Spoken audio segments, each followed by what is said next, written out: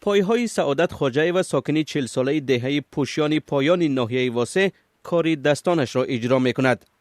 سعادت معلول مادرزاد است.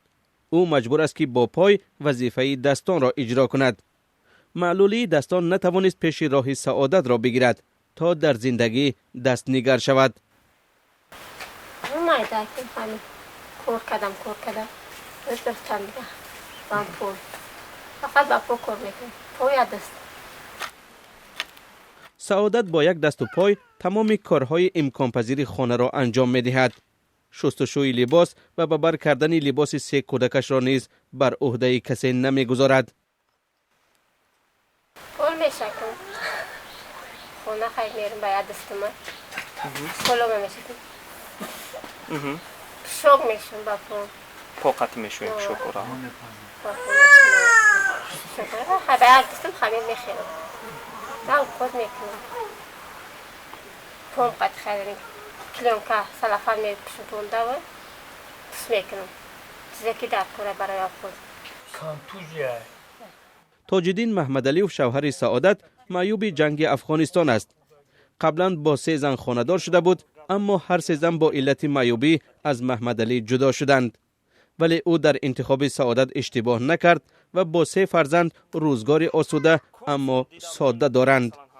خیلی دیدم که از دست محروم است. این خونه هم خولش می اومد می‌جدا.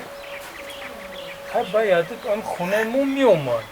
بعد شنیدم خیلی بعد ما گفتم خیلی ما معیوبم یا معیوبای بچین ما خیلی همیشه یکدیگر را خوش کردیم. مصلحت کردیم گرفت. این خود شکر خدا ما همی زنک 3 تا بچه دارم. الان شکرانه میکنم. تاج‌الدین 200 سامانی و سعادت 130 سامانی نفقه معیوبی میگیرند. برای تأمین روزگار و تربیت فرزندان تاج‌الدین دهقانی هم میکند. آبچکاری و همه کار دیگر خانواده به دوش سعادت است. بر اضافه با یک دست و پای گلدوزی و چیوری میکند تا فروشد و روزگار را پیش برد. میتونم میدوزم. اما شخص میکنم. اشتنی می. افسنی نفسنی دستنی.